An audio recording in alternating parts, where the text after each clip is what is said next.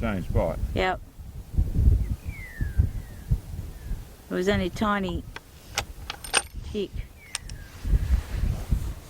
Let's just try these other ones with the ribs on them. Okay.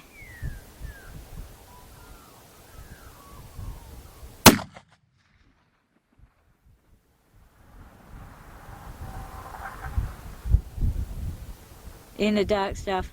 So 8 targets low, 1 target right. In the green. In the dark stuff. Yep.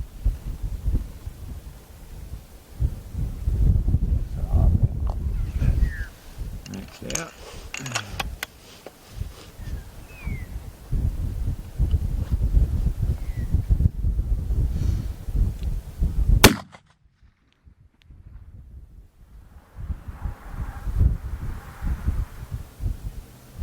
Right and low. So 6 targets low, 3 targets right. Okay. Well, that's sort of creeping up on, isn't it? Yeah, it is. So let's go up. That was 6 targets low. Correct. So the other side of the green stuff, you know. And it was right. Correct. 3 targets. Let's see where this goes.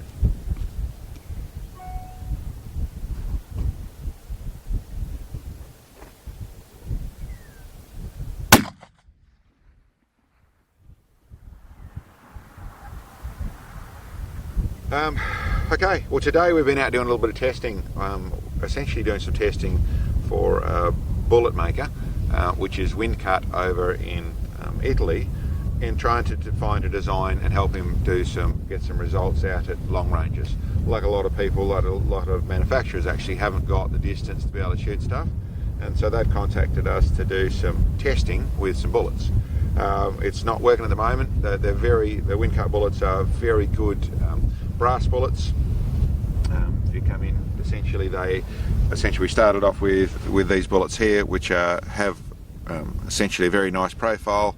They are a brass bullet where they have the drive bands on here, so they're basically designed to give, with both the brass and the drive bands, to give higher speed, so higher muzzle velocities, and a fairly efficient design. Found that they were very good and accurate in the supersonic side of things, but we're just trying to find some stuff, or trying to make some suggestions, and is coming up with some ideas to try and do into the subsonic things, to go into the extreme long range for the 375, which is obviously starting out at the 3,000 metres plus. These are actually the other bullets we've tested through here. So we've, in the way of the little range here, we've got the GS bullets, we've got cutting edge bullets, we've got some Windcut bullets, and we've got the Shitek bullet, which is the monolithic bullet, which is the one that we did our 4K shot with, and still at this stage the most stable that I found to use out there at this point. But like I said, the world's changing, the world's the people designing things. We're just trying to help with that process. Something else we've done with our rifle, obviously it's all finished off in a form that is shooting well at this sort of range, set up for more of this sort of shooting, in the way of not trying to shoot the 4K stuff, but come back to the lower stuff. Something else that we've actually put together and testing, it is a testing day, is a new little log. It's just a first design of it, which is essentially something we're putting together as a little folder system to be able to run sheets in here, which are all laid out to be able to actually see. Will basically make it easy for you to fill in, remind you all the things you've got to write down, and it's just a format that we've set up at the moment, which we're doing some testing with, just using it. We're something that we are looking at probably bringing to the market if people are interested at all, so give us any feedback you want on that side of things. But set out here to make it easier for me is really the design of it all, where I would normally go through and write things in my notebook and put things down. I end up with the small notebooks running out of room, but there's also a side of things of going through and writing in all the titles all the time, that sort of stuff, versus this, which will have essentially the design. The idea of this is that these are slipped into the little cornerlets here to actually hold the forms in here. They have everything I want to write on there, and that's what I'm sort of going through and making sure I got right. Then at the end of the day, they slip out of here and go into a folder. So I have another folder, with a labelled folder at home that actually puts it on for the particular calibre, and actually has all those details. See, there's two sides to the sheet, both are dated so they stay as a matched pair, which gives you all the bits and pieces, what you were doing, what your bullet was, what your load was, you know, down to what your overall length, to all the details of what you're using, nice and neat and tidy, all your conditions, which will also end up with all your shot data, which is the key to everything, the data side of things. So anyway, that's what I've been testing. It wasn't a successful day for our bullet testing. We haven't got anything to video out there. We were really more seeing what the spread was. Both bullets lost stability out at around the 3,000 yards, or just before the 3,000 metres. So the design changes didn't work. He has to go back to the drawing board and try some more. But that's what I've been testing.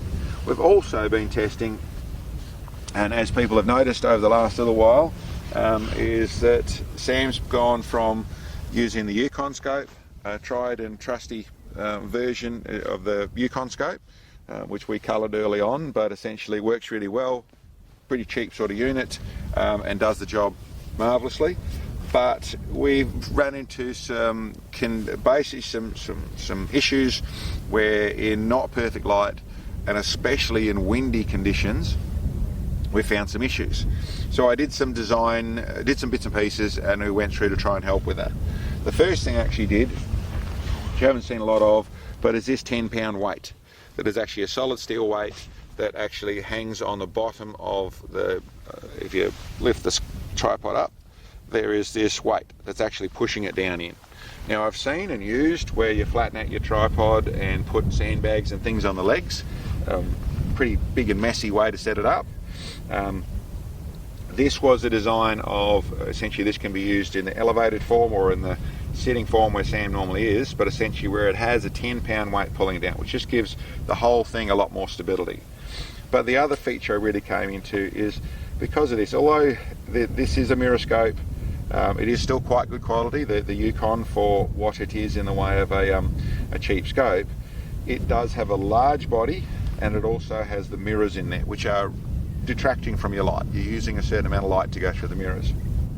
So we chose to go with essentially a good quality scope. Basically all of them going to fit into that bracket. This is an aluminium body. It has a lot less profile to the side of it, so the wind's going to affect it less. It's a lot more rigid because it is aluminium versus a plastic body, so there's a lot more strength in that score.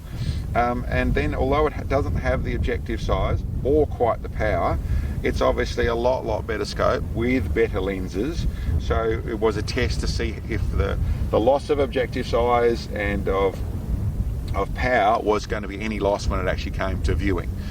And the other side of it, it's a Night Force scope.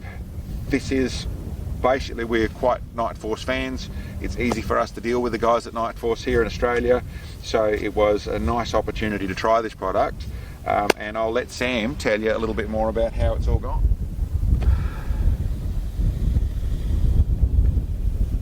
This scope I'm really liking using. It's got some good advantages to it. It has a clearer, sharper picture, which is great. The focus ring is quite easy to use, which is also a great feature.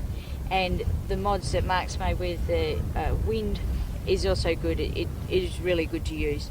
The Yukon is still going to be my trusty backup in the cupboard. It's been a good scope, but I'm really liking using this.